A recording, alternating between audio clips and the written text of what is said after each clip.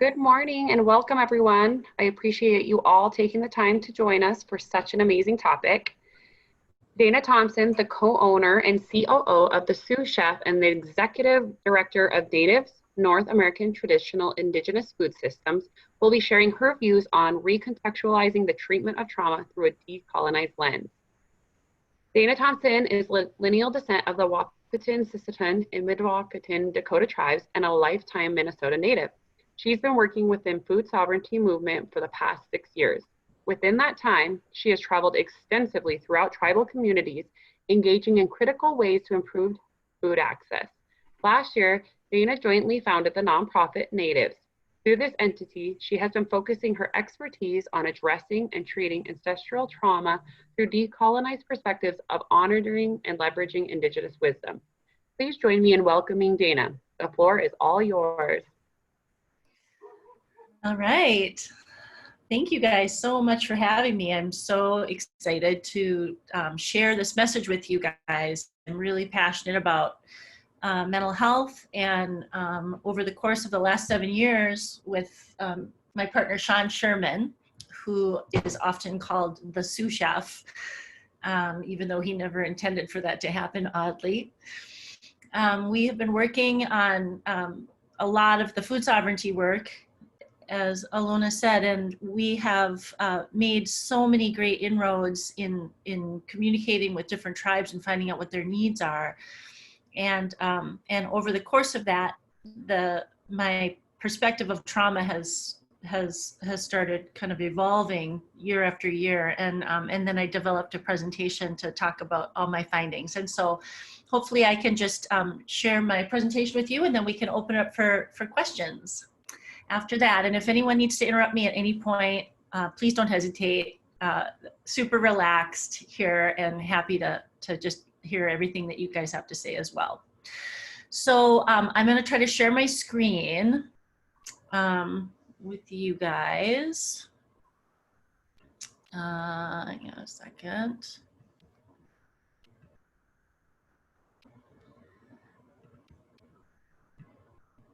All right, can you guys see that? Yep, you're good to go. Looks great. Okay, and you can't see the little blocks of humans on the right side? It's just the logos right now? Yep, just the logos. Okay, perfect. Okay. All right, so as was noted, I am one of the owners of the company, the Sioux Chef, which is right there on the left. That company was started in 2014. I came on after Sean started it in September, right in October of that year, and brought a lot of my knowledge and expertise to the table as far as marketing and promotion and talent management and project management. And it's been just a real joy for me to be part of the team. And then in 2016, we realized that starting a restaurant wasn't going to be making the amount of impact that we felt like we should make. And so we decided that we needed to found a nonprofit in order to leverage those philanthropic funds to try to get our mission out to tribal communities. And the mission has 2 parts, and that one is Indigenous food access, and one is Indigenous education, which I'm going to talk about a lot in this presentation. So under the nonprofit of NATIFS, we are opening a series of Indigenous food labs, which is this 3rd logo on the right. And I'll talk more about that as we go forward. But just so you know, the Indigenous Food Lab is a culinary training center and a place for us to kind of get our 2 missions out to the world. So I want to start by saying Ampechuaste, how mitakiape Dana Thompson. And that means good day, my relatives. My name is Dana Thompson. So what do I do for work? Uh-oh, my thing isn't playing. Hang on a second here. It looks like Keynote just broke its brain on me.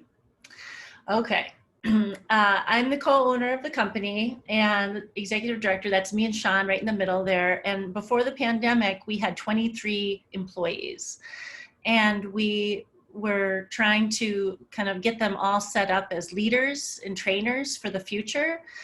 When pandemic hit, we lost all of our income. We lost all of our catering events, all of our guest chef work, all of our speaking engagements, and we were forced to lay off our whole staff. And then in June of this year, Minnesota Central Kitchen came to us and asked if we would feed the at-risk community, which has been blowing up with needs over the course of the pandemic, and then of course the social justice uprising. And so we've been bringing on our staff little by little to try to get everybody re-employed. So that is just a little snapshot of our team. To start with my story, I want to talk a little bit about my mom. It's really important that you know her because she's the heart of my story personally.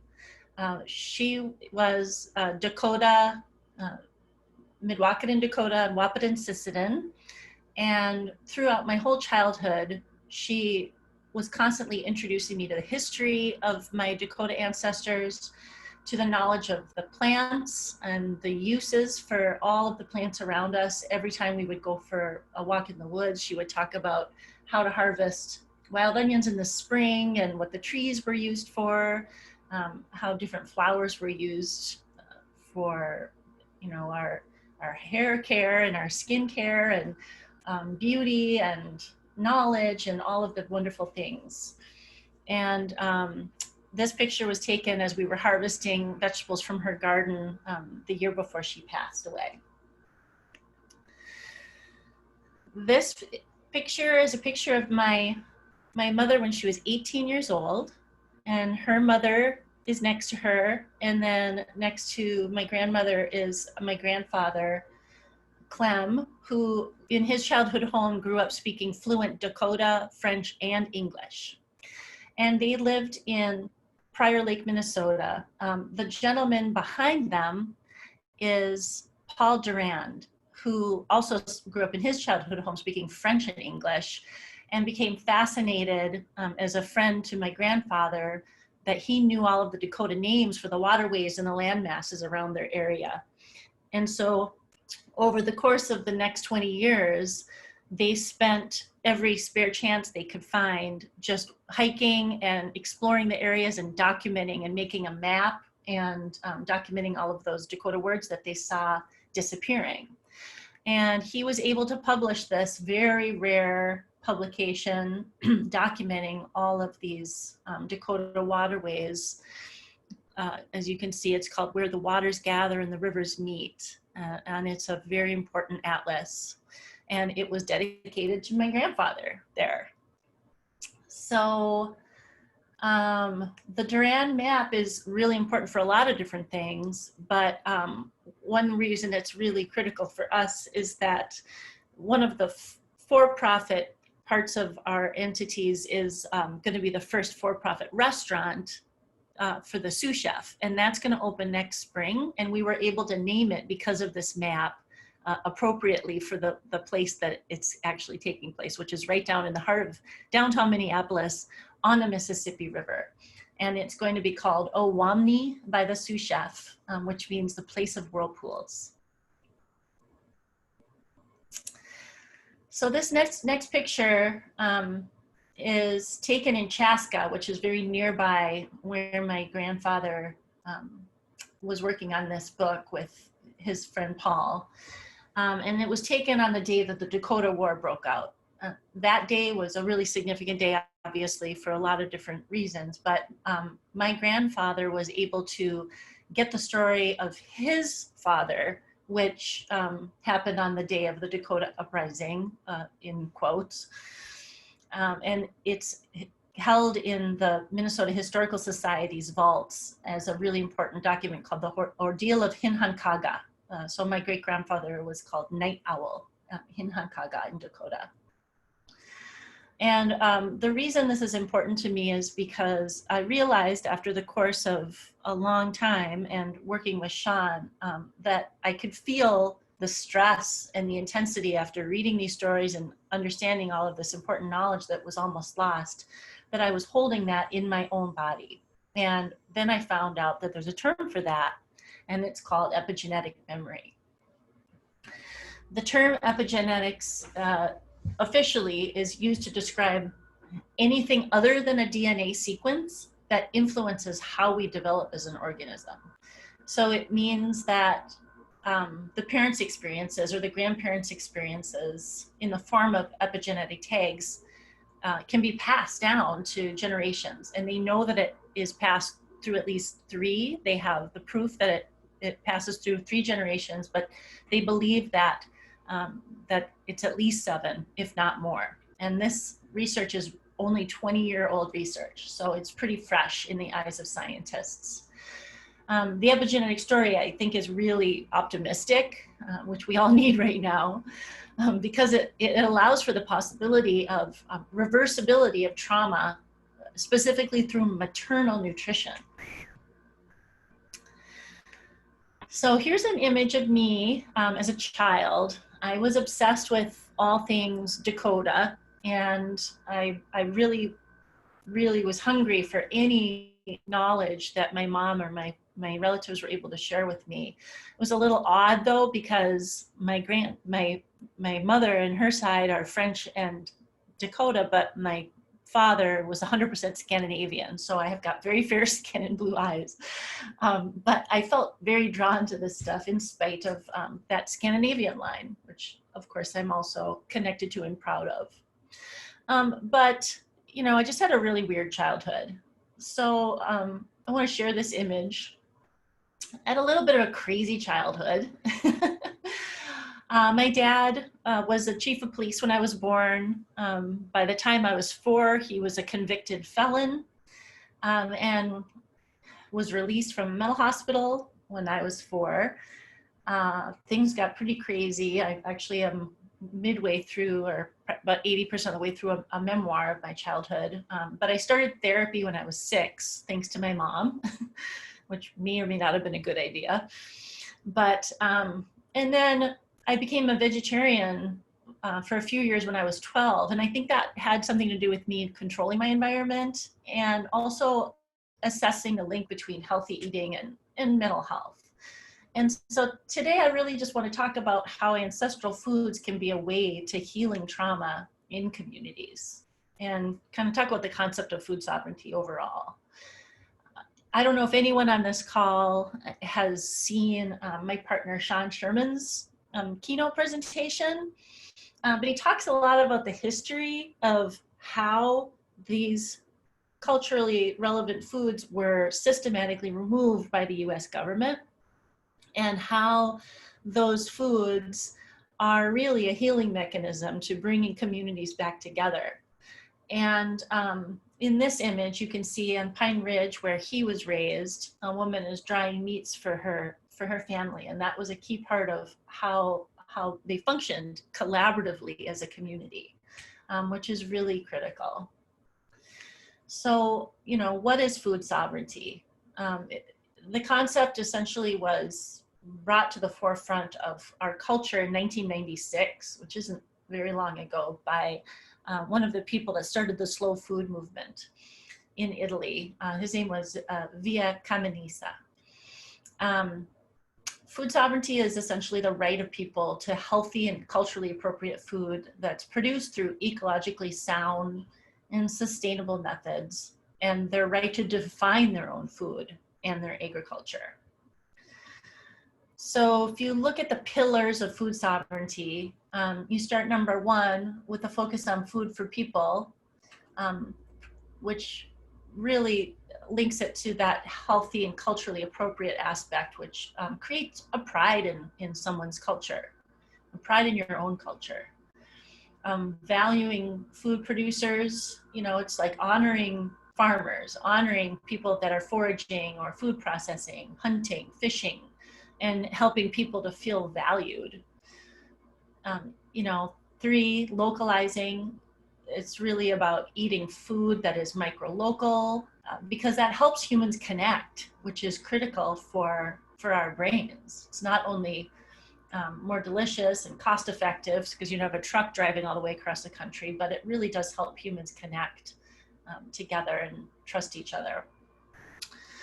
And food providers can use and share them in socially and environmentally sustainable ways, which conserves diversity and also connects us with nature. So I want to talk a little bit about how epigenetics works and how that's linked into our food system. I don't know exactly who's on this call right now, but anyone from a tribal community probably has heard of the Carlisle Indian School. And, you know, it's a place, one of many of the residential schools that popped up through the United States and Canada. It was conceived of by Richard Pratt, who was a true white supremacist. And the people on tribal communities were under a lot of stress and duress at the time, and they were being offered the commodity foods. And how much Richard Pratt got people to send their kids to these schools is they would say, you can have these commodity foods for free, but you have to send your children to these schools. And that had to be really, really hard on the parents, obviously. But if you look at this picture and you look at some of those faces in that image, you can see the reaction to that stress and abuse and disattachment from their families. And, you know, similar types of human experiences have been documented with children of Holocaust survivors, children of Vietnam vets, as well as, you know, in other societies that have been exposed to genocide or ethnic cleansing, or war. And it took a long time to try to figure out that this was even happening. The assimilation efforts created a generation of trauma and especially introduced corporal punishment into tribal communities. And that didn't exist before colonization. You know, Indigenous people really didn't beat their children. That's not how they affected their behavior. And, you know, tribal communities are still reeling from the abuse of these schools, because that learned behavior and the trauma and the pain have manifested itself into high rates of domestic violence, sexual abuse, and addiction. These institutions were really harsh. Imagine being the person that produces handcuffs made for a toddler. I mean, it's almost impossible to conceive of. So in this country, we haven't really acknowledged all of the trauma that happened there. There hasn't been a formal apology by the US government.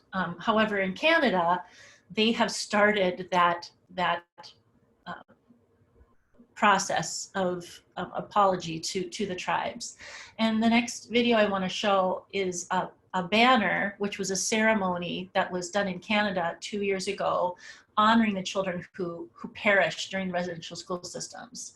And I just want to note that these are only the names of the people that they know perished in the Canadian residential school systems. So I'm just going to try to play this here.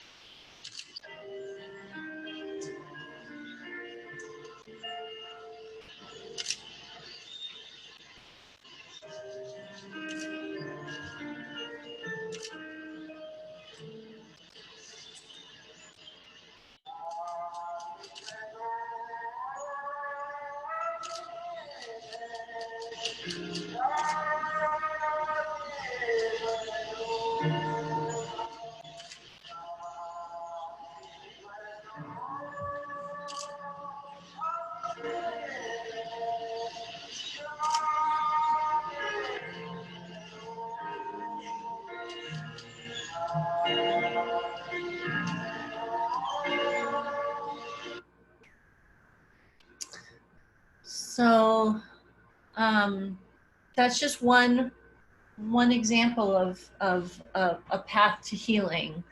And I want to talk a little bit about really how that the genocide and forced assimilation were truly a war on the indigenous food system. They wanted to take away the sovereignty of the tribes, to extinguish a culture.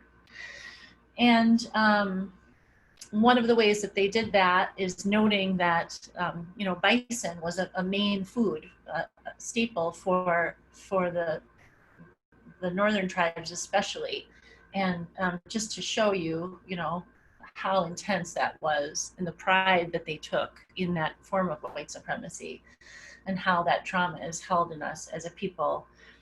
When colonization happened, they imagined through the scientists' research that there were more than 40 million bison in North America, and by 1920 there were only less than 250. So trying to pull that herd back as one of the ways to connect with our ancestors. So with all of this, I have to look at it through this lens of psychological trauma. The traditional medical diagnosis of these 4 different ways to kind of perceive it and how it manifests itself. And so, you've got the acute stress disorder, which generally lasts less than 30 days. PTSD lasts longer or is delayed. The developmental or complex trauma is where the victim sees it as normal. And, a newer concept is the adverse childhood experiences, which a lot of you might know about, which is a really great way of identifying it, because it can be overlaid with the resiliency score, which is really powerful, especially for Indigenous communities, because the resiliency is so beautiful. When you look at the full intersectionality of it, you start with the individual trauma, and then the secondary or vicarious trauma, where you're witnessing it, participatory trauma, where you're influenced to participate in something, and then you hopefully feel that healthy shame after it, which tells you that that was not right. And then that dignity violations is under there. It can be a single event that happens, or what I'm talking about today is more about the ongoing, continuous, cumulative trauma. The collective trauma, which the tribes have felt for a long time. And, here in Minneapolis, we're going through the recovery of the murder of George Floyd, which has been a really profound collective trauma. The historical and transgenerational, you've got the cultural trauma and the structural trauma, which I think we're all witnessing right now as we're in the midst of this pandemic. And the thing about all this trauma is that the only way you heal it is to name it, to note it, to admit that it exists. And that is really, truly the first step onto the healing path. Because our brains are really, really powerful. Identifying trauma is really important, because if it's suppressed, it will make you physically ill and, mentally ill as well. They are totally connected. So my thought throughout this last few years, and after talking to a lot of different people, researchers, and academics, and people that work with the tribes, is the question of, can ancestral foods help to heal trauma in tribal communities? Because it doesn't make sense to me that the trauma that happened by a colonial influence would want to naturally migrate towards a colonial healing path of a sterile psychological office. And I absolutely know that there's a place for that in life, but I also think that there is a decolonized perspective of that. There's Indigenous wisdom that should be noted as a way to heal this trauma. And I believe that, access to fresh, diverse, culturally relevant food, gives people a sense of pride in themselves and their community. They're able to nourish each other. in many, many ways, and that act releases hormones that are associated with the attachment in the brain, you know, trusting each other and nourishing each other.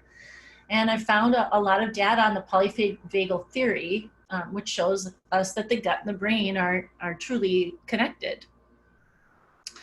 So steps onto the healing path are, you know, trauma, healing and resilience, human security, conflict transformation, which is really critical, spirituality, and restorative justice.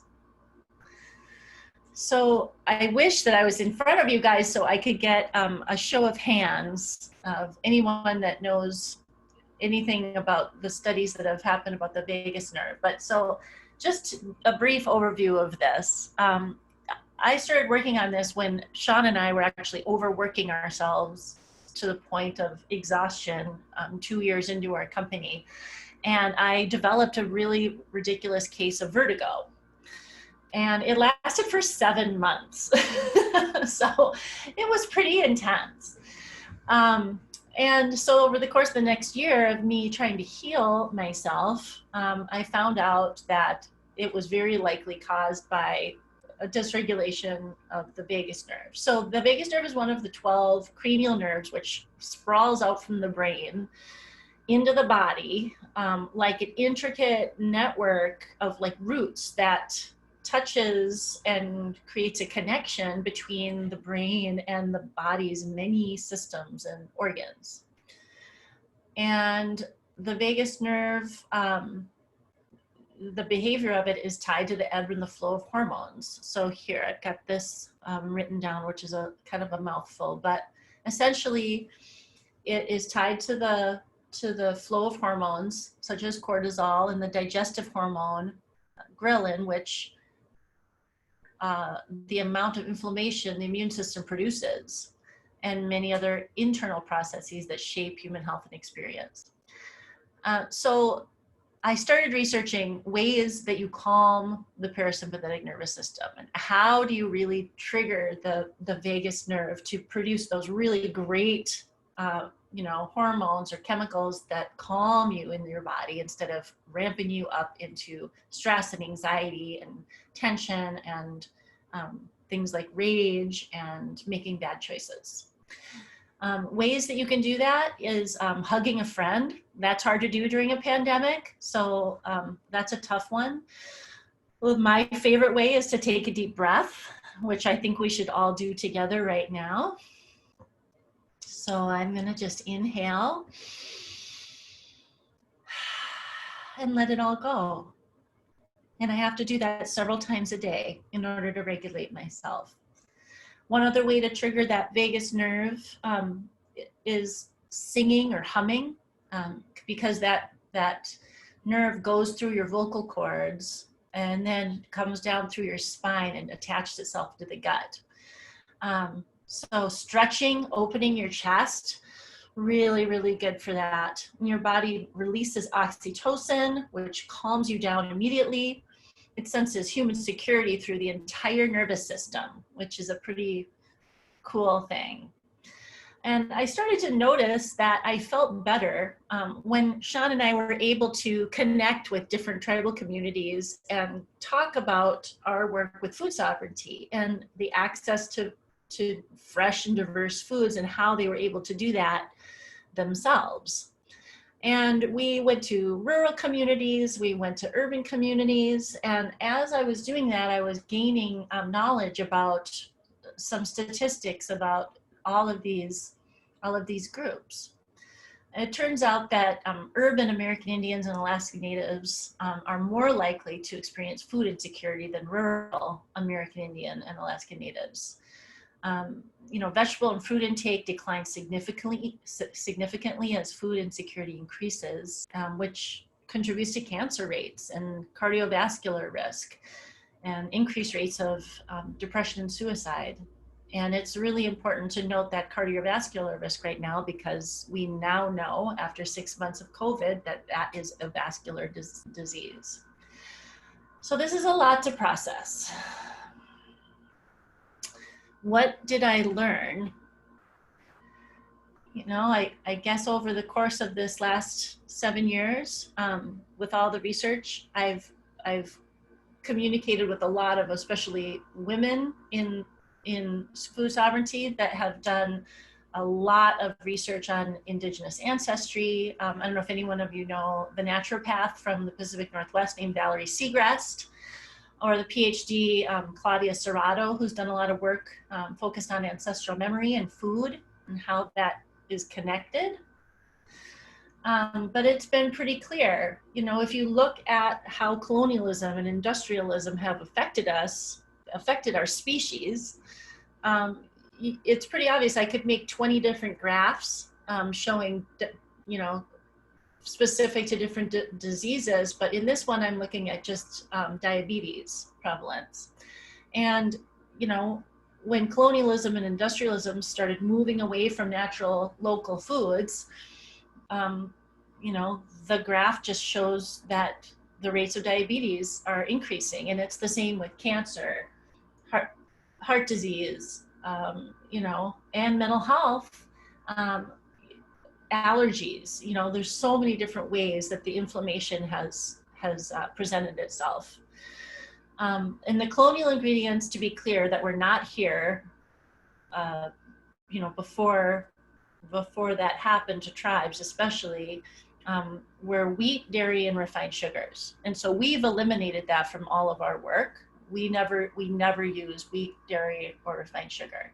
And these 3 ingredients have also been proven to be inflammatory to human tissue, which is, you know, pretty critical. When you look at body tissue and how sensitive it is to inflammation, you look at the heart, you know, and the heart holds grief. It is your ability to love. It holds memory. Everyone on this call probably knows someone that has died of a broken heart at some point. You know, there's gum tissue. You know, that was where they were first starting to do research with the Weston Price Foundation, looking at how the tribal communities had no tooth decay before these foods were introduced. He was noting that they looked like teeth looked like two rows of pearls in their mouth. And as soon as these inflammatory foods were introduced, tooth decay became really prevalent. And then I, of course, love to talk about the endocrinology system, which controls your hormones and your moods.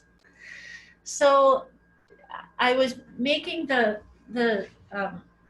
acknowledgement that Sean and I got to do a lot of time in the woods. We did a lot of foraging. We do a lot of plant identification. Whenever we would travel to a different type of community, we were trying to learn about their specific plants, because I know the plants of the Dakota.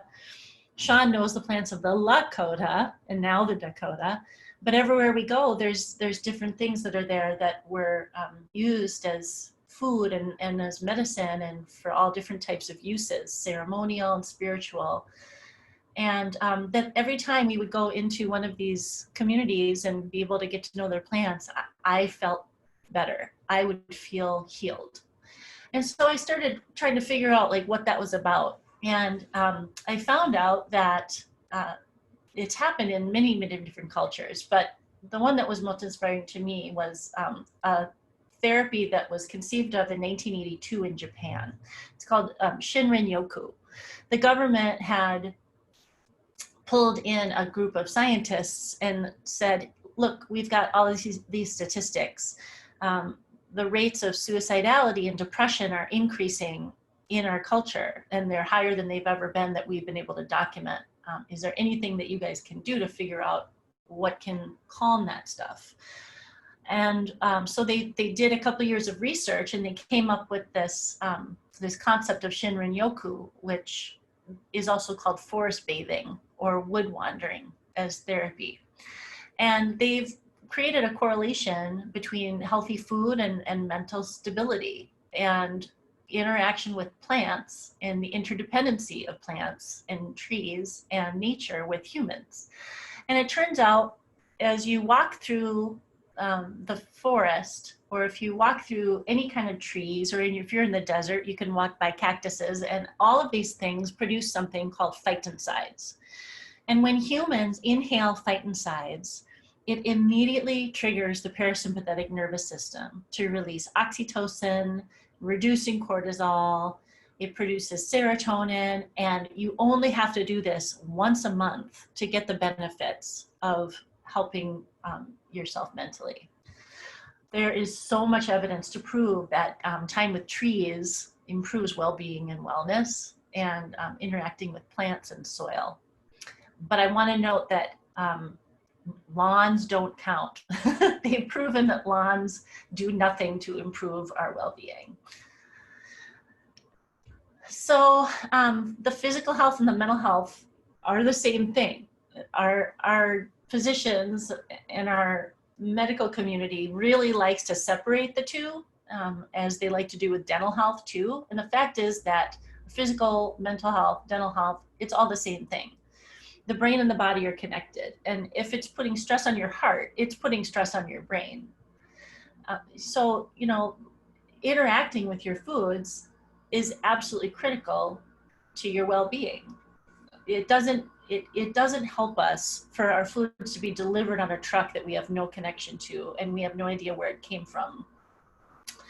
So, you know, we looked at the indigenous wisdom of how people were producing these foods over the course of the last several thousand years. And it turns out that harvesting healthy food forces you to interact with nature. And this is good for your cognitive health. Cognitive and neurological health, you know, it refers to the health of the brain. Cognition is the combination of several critical brain functions that include memory, which is very important, judgment, language, intuition, and the ability to learn. And the fact is that we are not just on the earth to take what we can get from it. We are of the earth. We were born of the earth. We're not separate from this planet. And when you think about something like that, you know, it can be really, for me, humbling and inspiring at the same time. So I want to talk about a lot of the different foods that we have found have really critical benefits for us as a species. And these are foods that are, you know, easy for me to get in my area, but I want to note that they're different in the Southwest. They're different in the Pacific Northwest than the Northeast, you know, or way up in Canada or Alaska, or down in New Mexico, or anywhere in the world. So I'm just going to go through a bunch of different types of food that have been really inspiring to me. One day, Sean and I were doing a community dinner up in the Bad River Reservation in northern Wisconsin, and I can be a little bit of a stress case, you know, I'm getting better at it. And after the dinner, I was rubbing my own shoulders, which is something that I had done for years because I hold tension in my upper back and my neck. And this elder gentleman walked up to me and he said, in our community, the women would harvest birch syrup in the spring and keep it for the whole year and just drink a little bit of it every day, put it in your tea or put it in your drinking water, whatever, because it's packed with stuff that relaxes your muscles and calms the nervous system. And what I found out is that birch syrup is just absolutely jam-packed with electrolytes. It's got magnesium, it's got potassium, it's got all of the good stuff that women especially need, or I need for sure. Fiddlehead ferns, packed with magnesium, potassium, vitamin A and C. They're packed with protein. In the spring here, we spend as much time as we can when it's ramp season, just getting out there and gaining the benefits of, you know, being outdoors. And we take these foods and we dry them to preserve them for the whole year. And, you know, a lot of people say that when you are eating fresh vegetables, you know, that's the healthiest it can be, or it's the best it can be. But the fact is that indigenous people inherently knew that you know, that wasn't all that it was good for. And in fact, when you dry things like ramps or dry any kind of vegetable to preserve it for the whole year, what it does is it breaks down the cell wall, it cracks the cell wall. And so when you reconstitute it with water for tea or for soup or for whatever you're using, you actually get nutrients that there's no other way to get. And so, you know, there's a lot of delicious nutrition that you can have for the entire year. Here's an image of wild ginger, which grows all around us and adds so much flavor to teas and soups and is a really profound medicine for people that talk a lot like me, or if you have a sore throat or a cough, it's really super important. Staghorn sumac, something that grows around us as well. It's super high in vitamin C, boosts your immune system. It contains antioxidants for cell production. It fights cancer. It contains gallic acid, which is a potent antimicrobial compound. Demonstrated blood sugar regulating activities, which is really, of course, good for diabetics or pre-diabetics. Lowers bad cholesterol while boosting good cholesterol, and it can prevent atherosclerosis, which is preventative for heart disease. It also regulates the gut and remedies diarrhea. So kind of a wonder food. Prairie turnip, something that grows all around you guys. Timsila, you know, we will try to harvest it if we're out in the Dakotas at the right time of year, but this was a really important staple for Indigenous people, and they would follow the blooming flowers for miles, waiting for the right time to harvest it, and then they would braid into these gorgeous, you know, long root vegetable strands and keep them for the year and add them to soup whenever they wanted to.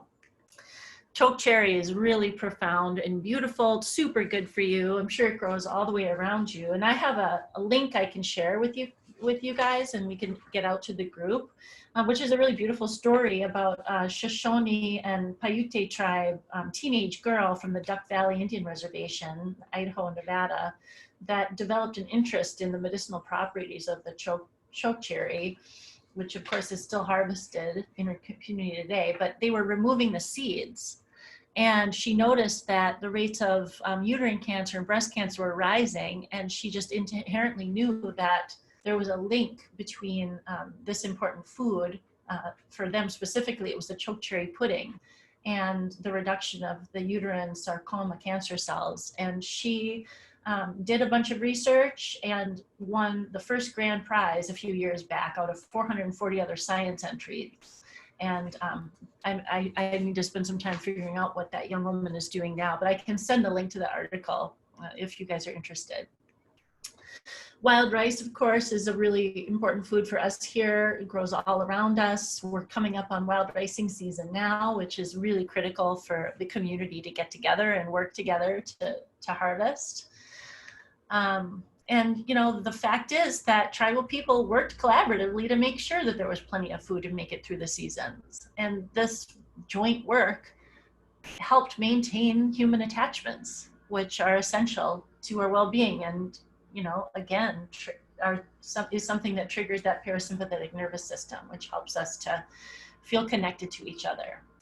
There was always maple season happening, and different types of hunting and fishing. Our focus is a lot on the plant-based foods, but you know, bison are vegetarian, so we include them in it.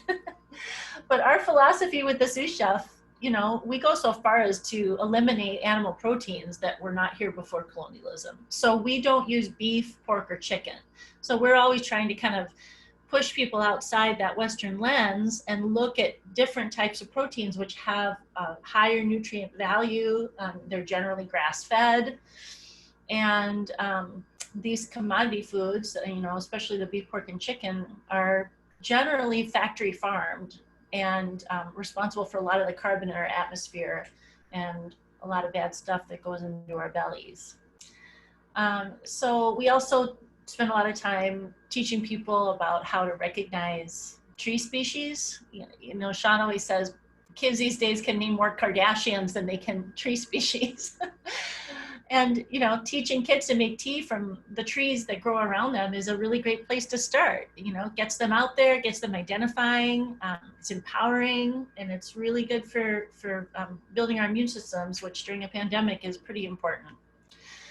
So we do a lot of demonstrations, we do a lot of different types of talks, just trying to get people interested and curious about stuff, and getting away from the colonial lens of having to go to a grocery store and pick from the same 20 foods that are there day after day, when there's all these different foods growing through the seasons all around us that are free.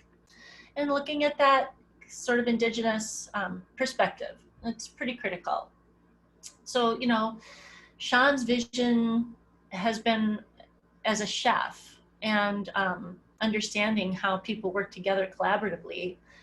Mine takes that philosophy and goes a little bit further beyond, because I really want to create access for trauma training that for everyone that works through our Indigenous food lab. You know, from the executive level to anyone that's there even for a single day, because I want to destigmatize the concept of talking about trauma and help people understand how it's manifested in our own physiological selves. And I want to reduce the shame that's associated with discussing mental health issues. And through every different aspect of our organization, there's a way to kind of frame it in that way, because decolonizing your diet changes your mental health. And this is a poster that we made that I'd be happy to share with you guys if you wanted me to. But it's sort of just the foundation of kind of how we see how you decolonize your diet, sort of as a starting point. And it's a little blurry when I go through it, but bit by bit, you can look at Indigenous wisdom and how it makes it clear that we're all connected. You know, plants, animals, soil, air, water, education, connectedness, human attachment. And all of these things help us decrease cortisol production in our bodies. You know, forest bathing, the microbiome that's found in soil, the bacterium that's found in soil, and stimulates serotonin production, and helps you relax, helps you feel happier. And, you know, the lack of serotonin has been linked to, you know, depression, anxiety, obsessive compulsive disorder, addictions, and, you know, other mental health issues. Contact with animals and fish, natural elements, stuff really heals us. And connecting with your community around you, around environmental issues or other issues, helps to bring us closer. It helps, you know, contact with clean water and healthy soil. Even just laying on the grass and looking at clouds going by is a deeply beautiful form of therapy for us and connecting us to the world. And it's a type of mindfulness.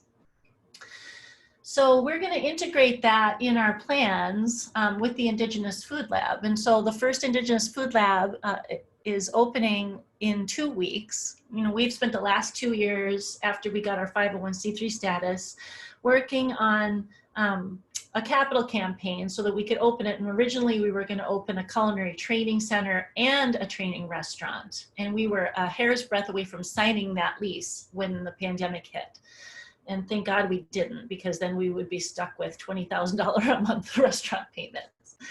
But so we've pivoted over to make it a culinary training center, and we're going to bring people in when it's safe, and be working on developing video programming and pamphlet programming so that we can get this stuff out to tribal communities so they can be working on this as we're working through this pandemic.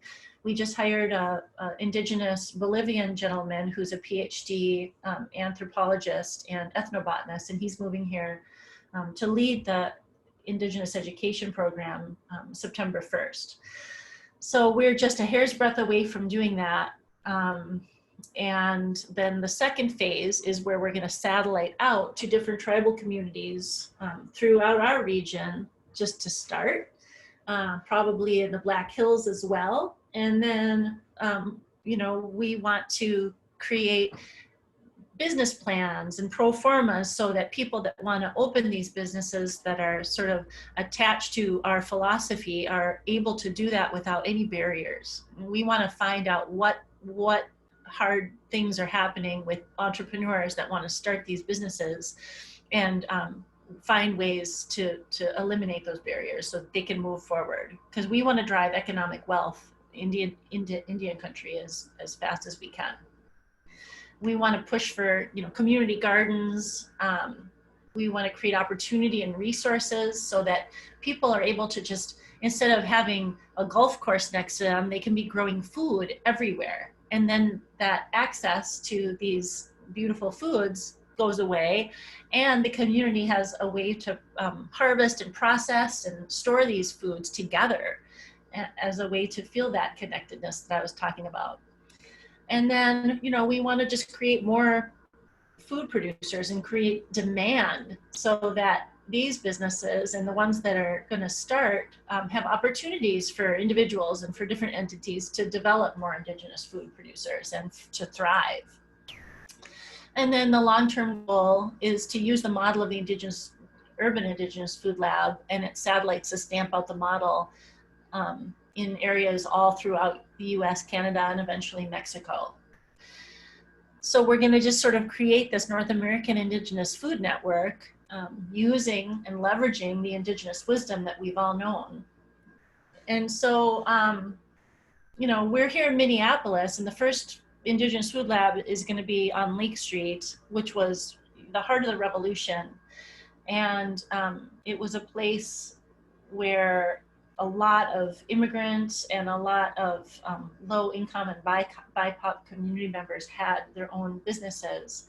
And it has been historically, you know, a place where there's been a lot of disparity between the cultures. And the murder of George Floyd has really underscored the culture of institutional racism and oppression that has been a public health crisis all over our nation.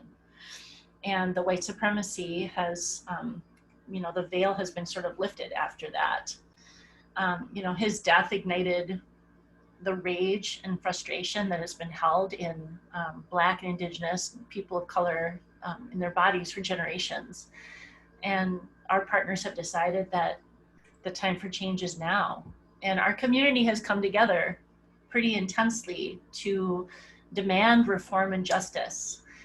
And it's been really beautiful to see how that's happened. And so we have kind of mobilized to work with another organization called Minnesota Central Kitchen to start delivering meals out to people that have been affected by the pandemic and by the uprising. And so we have a kitchen that is packed with all sorts of really great equipment, and we've got masks and ways for people to be separated in a really healthy way. And we're doing contact tracing because we've got volunteers coming in every day and taking everyone's temperature and making sure that we're doing as good a job as we can. But this is a really good example of the model that we want to do all over North America. So the long-term goal is to just use this model and its satellites to just stamp this out everywhere we can and encourage our staff to become trainers that once the pandemic is over, we can send out to train in these kitchens. So we've mobilized right now to just bring food anywhere we can that it has needs. There's encampments popping up all over because the housing insecurity issue has created an epidemic of homelessness. And there's shelters that need food, and we're bringing these to food shelves and community centers. And it's working really well. We've got our team. This is a picture of me delivering food to a Latinx community center. And one of our general managers is doing the check-in on the left-hand side there. And that is basically what we've been doing. And I'm the executive director of the Indigenous Food Lab. And as that's happening, I'm going to be creating a way to have trauma training as we're going through the process of onboarding any people that come to work with us and anywhere we stamp this out. So that is my story. Thank you so much, Dana. Excuse me, my voice is starting to go out. I appreciate you sharing all of what you and Sean have been doing. It's so appreciated. And I know we definitely have a lot of people that have asked and, you know, more about this. We want more information, more resources. So I can definitely say from general population, this is not like another, you know, hot ticket item. It's going to go away. I think this more and more that we understand how trauma affects us, especially under the pandemic and everything else that's been going on with Black Lives Matter. I'm very, very proud to be a part of the movement. So thank you, Dana. We do have one question. Yeah, we have one question in the chat. Would you please address steps to take to protect the plants from commercial exploitation that may destroy the ecosystem? Absolutely. You know, we spend a lot of time talking about the monocultural systems in the United States and how, you know, I don't know if you know the history about this, but as genocide and forced assimilation was happening with Indigenous people, the US government was offering land for almost nothing to immigrant farmers and encouraging them to grow these monocultural crops, which of course, you know, set up fences everywhere and stop the flow of seeds and animals, which really helped to keep the ecosystem healthy. And so we're working on with other groups that are doing land reclamation and helping for people to understand why it's important to have this biodiversity and sustainable methods of harvesting, sustainable methods of collecting these foods and sharing with their community. And you know, it's a big project, and we're certainly not experts ourselves in that part of it. We're more focused on the food, but the ecosystem is our food, and so we're very closely linked to it. And we've actually just been asked to become I can't remember what the title is, but we're going to be working with the School of Public Health on the advisory board to talk about how the ecosystem is affected and how these monocultural foods are actually very depleted in nutrients, and how the increase of nutrients for humans is actually also, on the flip side, benefiting the environment. So there's a lot of steps that need to happen. You know, right here in Minnesota, we're working really hard to make sure that the wild rice is protected. We're trying to increase seed sharing so that people that are really great at seed saving can actually get those seeds to the right tribes and help them to understand how to grow the food through trial and error. Sometimes it takes a couple of times because we want to move away from anything that's GMO, obviously. And so these ancestral seeds are really important because they're free and we can share them with our communities. So if you have a specific question about what type of commercial exploitation, I'd be happy to address that, but it's a big question. Great, thank you. Does anybody else have any other questions for Dana? If not, well, thank you very much, Dana. Oh, I hope you enjoyed it. Thank you guys so much for having me. You bet. Everybody have a good day. Thank you.